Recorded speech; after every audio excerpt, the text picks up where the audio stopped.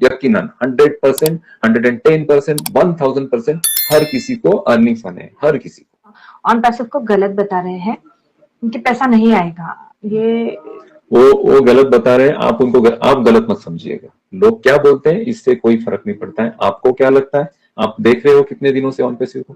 पिछले 2 सालों से, 3 सालों से, 4 सालों से, 5 सालों से आपने आपके आंखों के सामने देखा है डेवलपमेंट कि क्या चीजें हुई। एक छोटे से आइडिया से आज हम इतने बड़े एम्पायर तक पहुंचे। ठीक है, तो ये ऐसे नहीं हुआ है। आपको लोग कोई भी कुछ भी बोले, आपका दिल क्या कहता है, आपका नॉलेज क्या कहता है जो आपने लिया है ऑन पैसिव में, और आपका पर्सनल लॉजिक क्या कहता है, ये सारी चीजें है ना आपको हेल्प करेगी नेगेटिव होने से। ठीक है, नेगेटिव मत होइएगा, सेशन के साथ जुड़े रहिए। और ऑन पैसिव में यकीनन यकीनन 100%, 110%, 1000% हर किसी को अर्निंग फन है, हर किसी को। Thank you so much Sanjay sir. I think आपको यहाँ से अपना क्लैरिटी मिल गया होगा। सर आप मेरा क्वेश्चन नहीं समझा था। मैंने पूछा था कि एक यूजर जब रीसेलर बनाएगा तब कंपनी के तरफ से उस रीसेलर के लिए इनकम जनरेट करेगा या जूम ऐप की तरह यूजर ही रहेगा?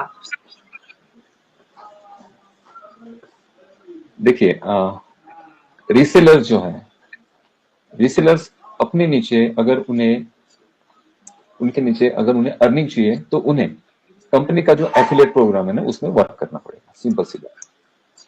ठीक है, रही बात फाउंडर्स की, तो फाउंडर्स जो हम फाउंडिंग मेंबर हैं, हमें एडवांटेज ये है कि हमारे साथ ट्रैफिक कैसे आ रहा है कि ऐश ने क्या कहा था कि पूरी दुनिया में ये प्रोडक्ट किसी को भी अगर दिए जाते हैं तो आपके ही लिंक से ये दिए जाएंगे, आपके नीचे ही वो क्राउड क्रिएट होता रहेगा। ठीक है, ये फाउंडिंग मेंबर की बात है।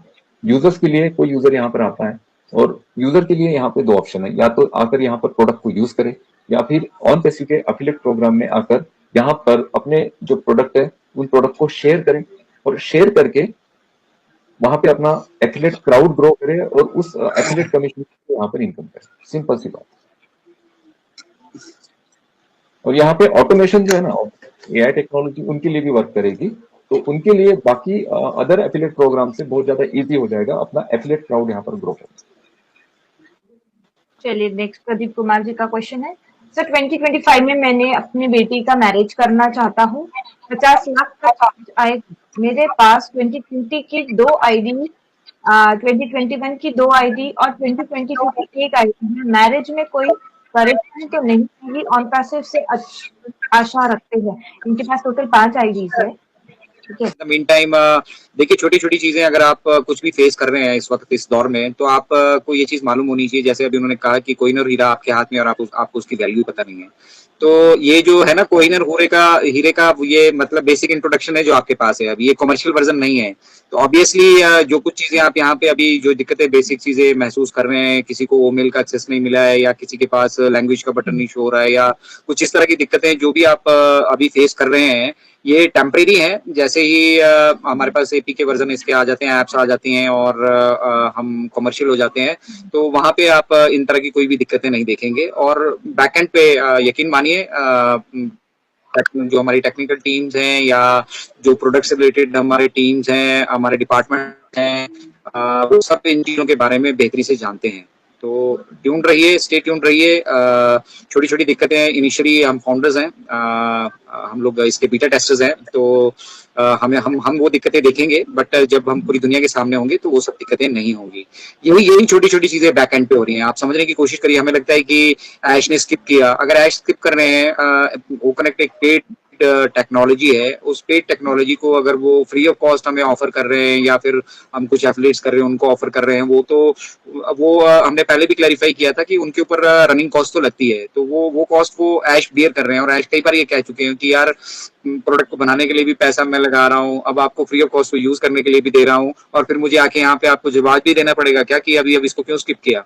तो ये कुछ चीजें हैं जो मतलब पीछे हमें या कुछ चीजें ऐसी हैं जो चीजें मतलब कंपनी के कुछ अपने भी वो होते हैं, सीक्रेट्स हैं, अपने भी कुछ कुछ चीजें ऐसी होती हैं जो हर जगह हर किसी के साथ नहीं डिस्क्लोज की जा सकती। तो हमारे साथ बहुत सारी चीजें वो शेयर कर रहे हैं हमारे लिए, वही बहुत बड़ा हमारे लिए मुझे लगता है मिस्टर ऐश का दिल बड़ा है, इसलिए वो आके हमें कुछ ना कुछ बता के एटलीस्ट कुछ तो हमें बता रहे हैं। नहीं तो बहुत सी चीजें रखी जाती हैं इन मामलों में, ये चीजें ऐसे नहीं शेयर की जाती बाहर। आप जानते हो कि अगर भटकर सर का भटकर सर का क्लोन चाहिए ना, तो भटकर सर का क्लोन आप दिल्ली सदर बाजार में जाइए, 2 घंटे बाद दूसरा भटकर सर खड़ा कर देंगे वो।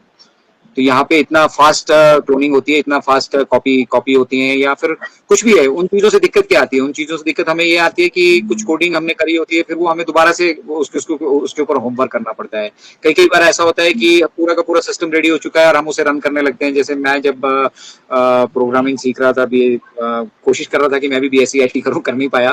तो वहां पे हमें वो C++, उन पे छोटे छोटे प्रोग्राम बनाने के लिए दिए जाते थे, और सबसे पहले मैं प्रोग्राम रेडी कर लेता था, लेकिन मेरा ही प्रोग्राम रन नहीं करता था क्योंकि वो जब वहां पे एक ब्रैकेट उल्टी लग गई, एक सीधी लग गई, तो वो रन ही नहीं कर रहा है। छोटी सी हाँ मिस्टेक है।